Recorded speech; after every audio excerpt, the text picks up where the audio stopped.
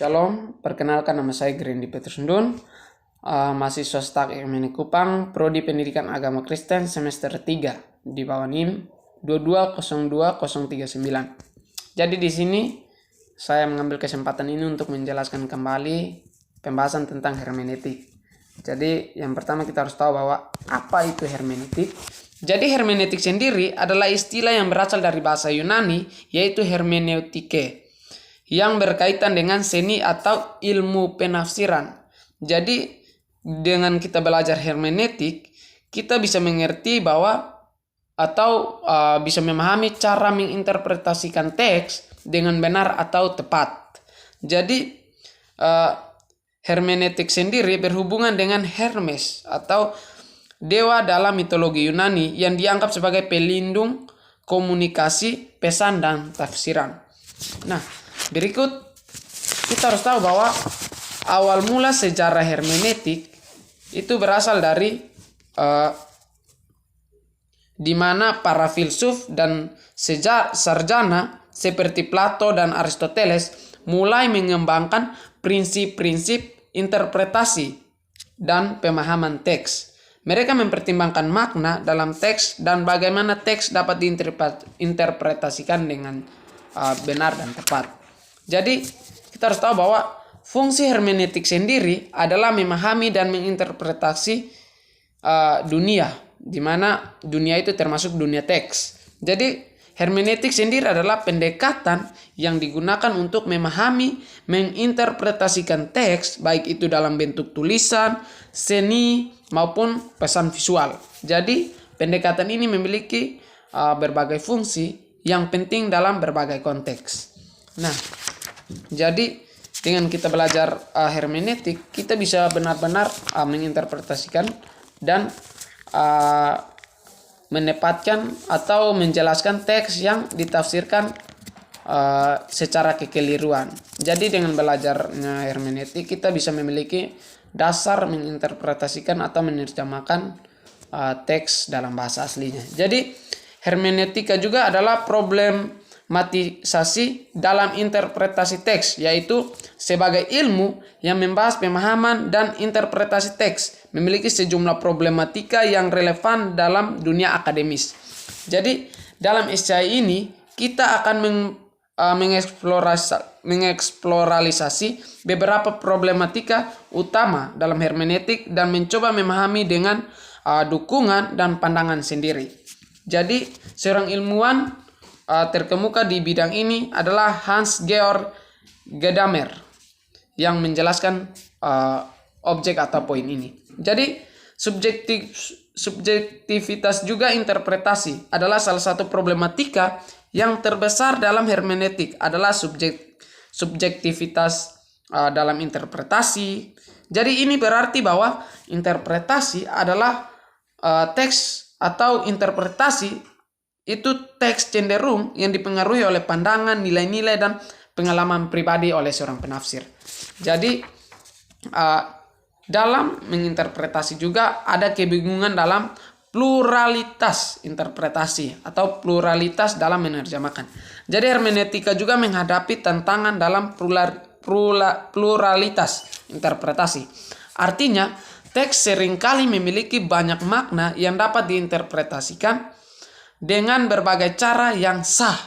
Jadi ini dapat membingungkan ketika berbagai pihak memiliki pandangan yang berbeda-beda tentang suatu teks. Jadi terutama dalam konteks agama, hukum, dan etika.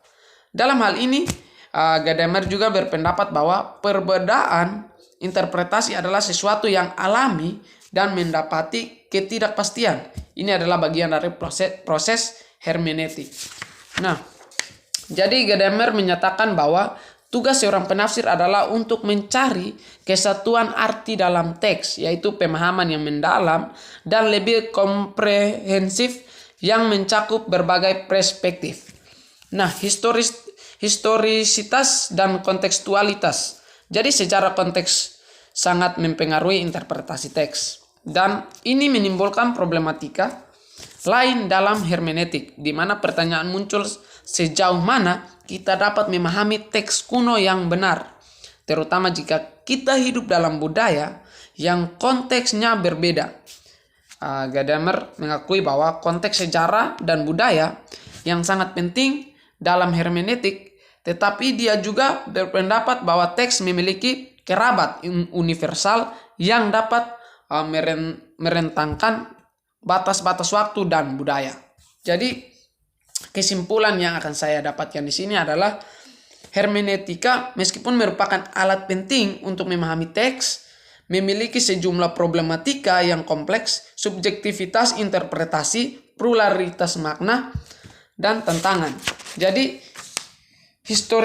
historisitas adalah beberapa di antaranya. Yang pertama adalah pandangan Hans-Georg Gadamer, seorang tokoh utama dalam hermeneutika, menekankan pentingnya berbicara tentang interpretasi secara terbuka, menerima keragaman interpretasi, dan mencari kesatuan makna yang dalam dan mencakup berbagai perspektif. Gap teori atau teori keselarasan adalah sebuah gagasan dalam teologi dan yang mengusulkan adanya periode waktu yang signifikan antara dua ayat pertama dalam kitab Kejadian dalam Alkitab. Jadi ayat pertama mengatakan pada mulanya Allah menciptakan langit dan bumi. Sedangkan ayat kedua menyebutkan dan bumi belum ada bentuk dan kosong. Gap teori berpendapat bahwa ada jeda waktu yang panjang antara kedua ayat ini. Nah, mencakup peristiwa-peristiwa seperti rencangan untuk perusakan yang menjelaskan mengapa bumi dalam keadaan belum berbentuk dan kosong setelah penciptaan awal. Nah, tujuan gap teori adalah untuk mencoba menselaraskan catatan penciptaan dalam Alkitab dengan temuan ilmiah seperti penanggalan, geologi, dan fosil-fosil. Jadi, jika seorang dapat memahami dan menggunakan gap teori dengan baik dan benar dalam konteks teologi, ada beberapa implikasi yang dapat muncul dalam kehidupan dan pandangan mereka. Yang pertama adalah harmonisasi agama dengan ilmu pengetahuan, di mana gap teori adalah upaya untuk mencocokkan catatan pencipta dalam Alkitab dengan bukti-bukti ilmiah seperti pengalaman geologi dan fosil-fosil. Yang kedua, pemahaman lebih fleksibel atau gap teori juga di sini menjelaskan bahwa dengan mengakui kemungkinan adanya periode waktu di antara dua ayat pertama Alkitab, di situ menjelaskan bahwa seorang dapat menggabungkan pandangan agama mereka dengan gagasan tentang proses, evolusi, dan perkembangan alam semesta yang berlangsung dalam aliran tahun atau miliaran tahun maksud saya. Jadi menerima umur bumi yang lebih lama. Nah, di situ menjelaskan bahwa ini bisa membuat seorang lebih terbuka terhadap gagasan bahwa bumi telah ada selama miliaran tahun sesuai dengan temuan ilmiah geologi. Oke.